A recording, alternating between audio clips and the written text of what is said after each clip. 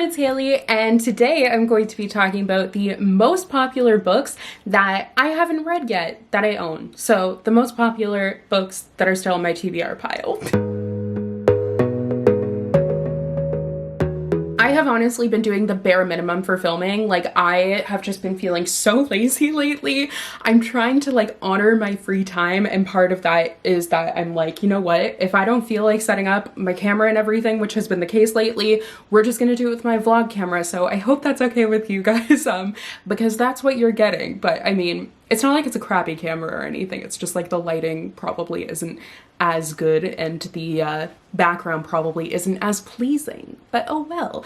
I wanted to look at Goodreads and talk about the most popular books that I haven't read yet, because I know that there are quite a few. Now, I've done videos like this in the past probably, or at least I've intended to, but with that I've just kind of like gone off of what I think is popular. But today I'm actually going on Goodreads and like checking the number of ratings. I've done videos like this where I talk about the highest rated book, but this isn't going on that number. Like, these are all the ratings, whether it's 1 star or 5 stars. It's just these are the number of people that gave it a rating. Does that make sense? I hope so. Anyways, there are definitely some really big hits here that I haven't gotten to yet, but I mean, I guess that's just like things that I have to look forward to. So let's just get into it. Today's video is brought to you by Scentbird. Thank you so much to Scentbird for sponsoring and supporting my channel. I really love Scentbird because I love trying new fragrances. I have a really hard time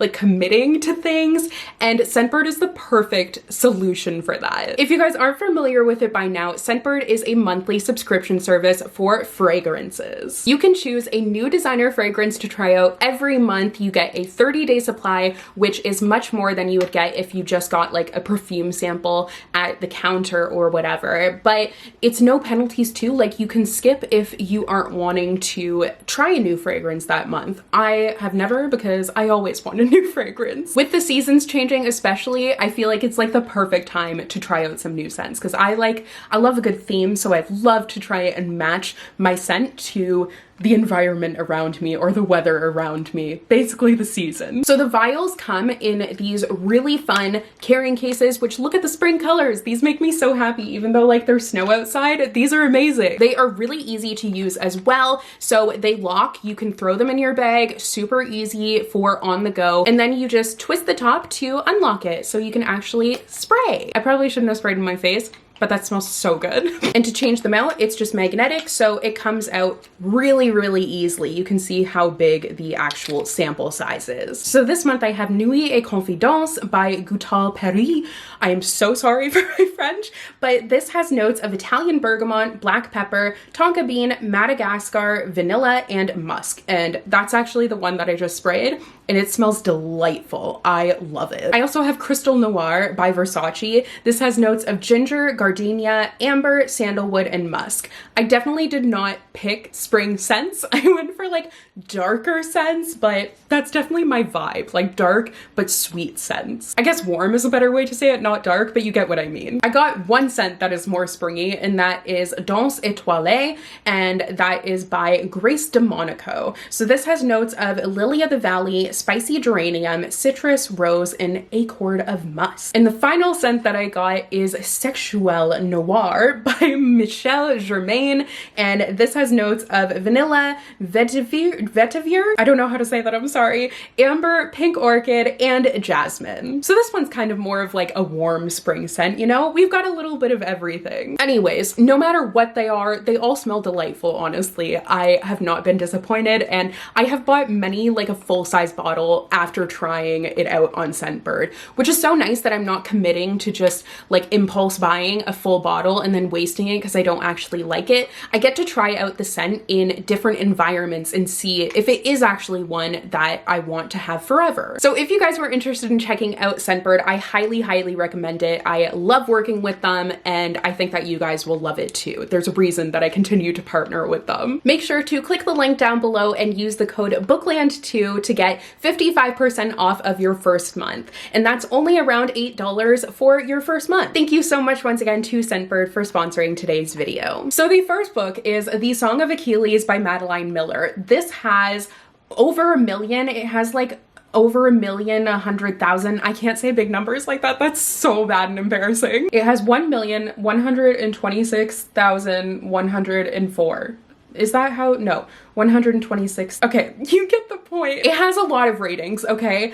I know people have loved this book, and it is one that like I want to read. I'm just so nervous because I read Circe by this author and I just kind of felt okay about it, but the Song of Achilles is like so beloved. Everyone seems to be absolutely obsessed with this book, so I need to know why. Like, what is all of this hype about? It's just when a book is so beloved like that by so many people, I'm like, how can it possibly live up to that? So I guess today, I mean not today, I guess we'll see once I actually read it. I should mention actually, if you guys are on my Patreon and these, like any of the books that I talk about today, you would like for a future book club pick, then definitely let me know because we can definitely read any of them for a book club. I think they would be solid picks for that. But I will have my Patreon link down below. It's just patreon.com/Hailey in Bookland. The next book is Normal People by Sally Rooney. This has 1,084,217.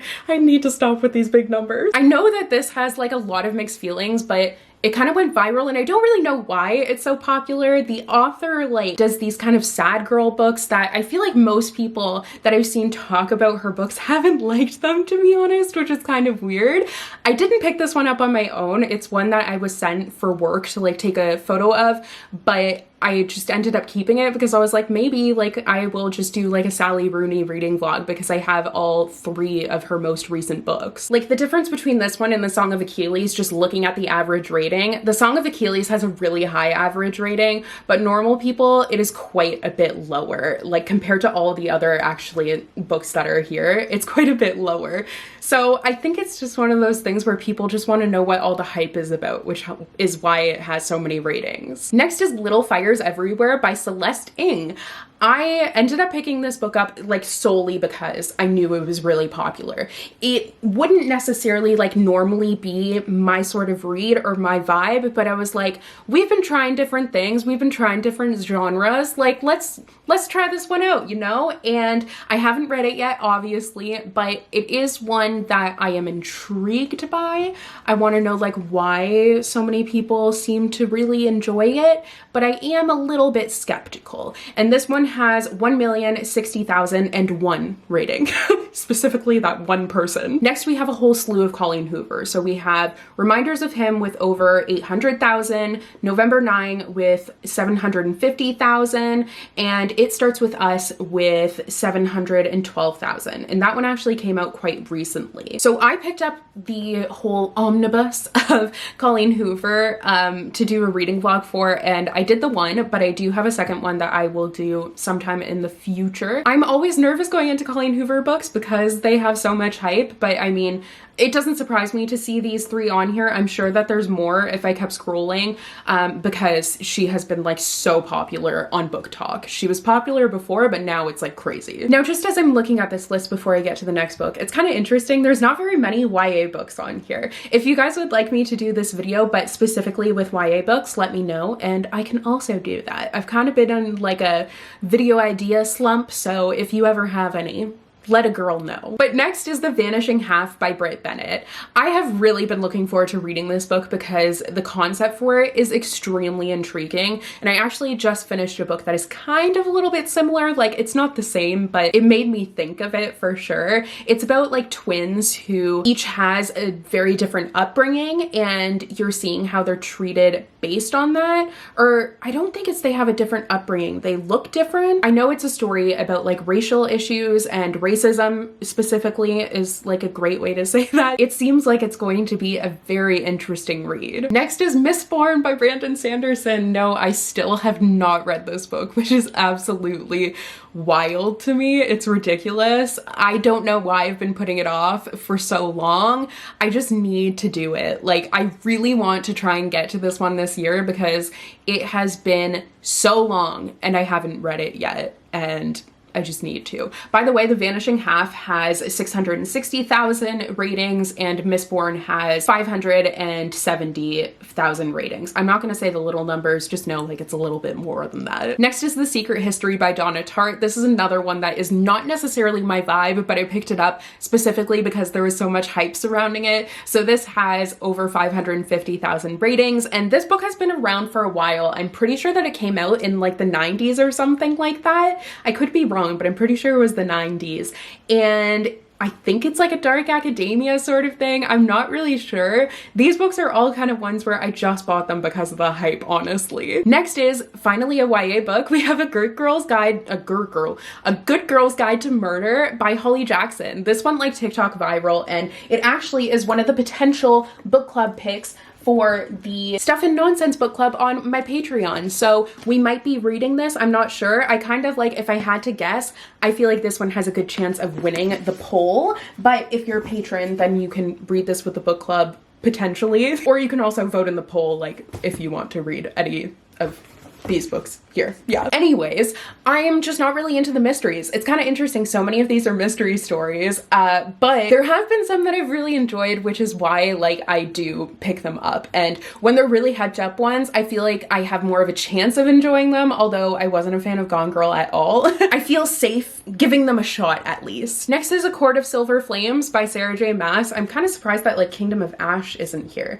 It must be somewhere. But Sarah J Maas is of course like so popular, and this is the most recent book in the Court of Thorns and Roses series, and I really need to get caught up on her books. It's just been taking me a while. Like, I will do it eventually, but Court of Silver Flames has been here for a while, and it has more than 500,000 ratings. Next is Such a Fun Age by Hailey Reid. This has 460,000 ratings, and this is another one I'm really looking forward to. It's about like a babysitter. She is a Black babysitter, and she's babysitting like a white kid, and then there's this whole thing where people think that she's like kidnapping the baby. So once again, it's a story about racism, and I feel like this is going to be really, really chilling. Next is Station 11 by Emily St. John Mandel, another book that isn't really my vibe, but I picked it up kind of because of the hype and also because it is a Canadian author. It is a dystopian story, and it's set in like the future in, I think it's like the Great Lakes area,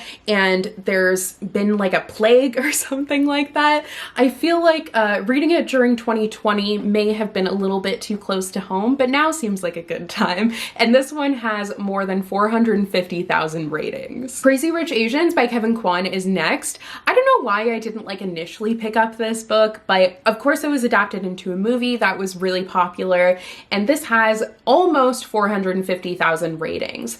I'm not surprised to see this one on here because it's been around for a while now, even preceding the movie, and it's one that I feel like I will probably like when I finally read it. I don't know why Colleen Hoover shows up in like pairs, but next we have Regretting You and All Your Perfects by Colleen Hoover, which both have around like a little bit more than 400,000 ratings. These two are kind of ones like, once again, I don't really know all that much about Colleen Hoover's books that I have right now, except for like the latest one that I have. I just know she is so popular, and I feel like All Your Perfects I've heard some really good things about. Regretting You I haven't heard all that much about. From Blood and Ash by Jennifer L. Armentrout is next, which has 390,000 ratings. I picked this up like solely because it was really TikTok hyped, and I was like, oh, I'm gonna read it for a reading vlog, but then it kind of takes me a while to get to those ones because I'm such a mood reader that I have a really hard time kind of like not forcing myself, but being like, okay, you're gonna read this like this week. I have a really, really hard time with that. So that has kind of been the case here.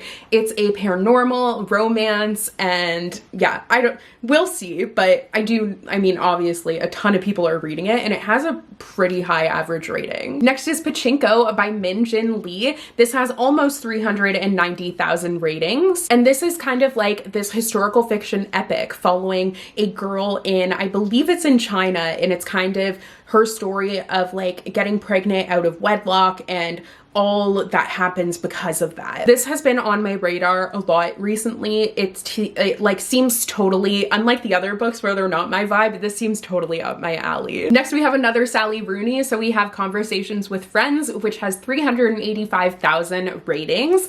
And this one once again has like a low average rating, but I think that Sally Rooney is just kind of like a controversial author. I don't really know why. I mean, part of it because her style of like not using quotation marks, I think that's kind of off-putting to some people. Next is In 5 Years by Rebecca Searle, which also has kind of a lower average rating. I was sent this book by the publisher, didn't know anything about it, and I ended up giving it to my sister, but then I read another book by this author and my sister had read this one and really enjoyed it. So it's made its way back onto my TBR, and I didn't realize it was actually this popular. Like over 375,000 people have read this one. Give or take, because some people will like give a rating without having read it, but you know, give or take, honestly. It's not going to be down to a science. And by the time you see this video, these numbers will likely be very different. But anyways, I'm kind of surprised that this is on here. It's definitely one that I'm wanting to get to soon because it seems really interesting. And when my sister likes a book, I feel like that's like really high praise because she can be very picky. And just one last book that I'll talk about here is The Underground Railroad by Colson Whitehead. This has almost 375,000 people who have read this one, and that's not really surprising to me. I believe it won the Pulitzer Prize, and I think it was like an Oprah pick. I could be totally wrong with that, but I do remember seeing this book like everywhere. So the marketing was drastic for it, and it's one that I'm really looking forward to reading. It seems super cool. As I've been getting into more adult reads, it's one that I was like, I need to get all the adult historical fiction that I haven't read yet, and this was definitely on my list. Okay, so those are all the books that I wanted to talk about today. I feel like I definitely should do another one where I talk about the most popular YA books that are on my TBR, because I talked about hardly any YA books today, just the one. Honestly, they don't seem to have like that same popularity level, which is kind of interesting. So please let me know if you would like that, but I might just do it anyways. But thank you guys so much for watching today's video. I hope you enjoyed. Don't forget, if you wanted to join like a little community, I have Bookland on my Patreon, which will be linked down below for you guys, but you can also subscribe to my channel here because I will have a ton of free content out anyways. But I will see you guys in another new video soon. Bye!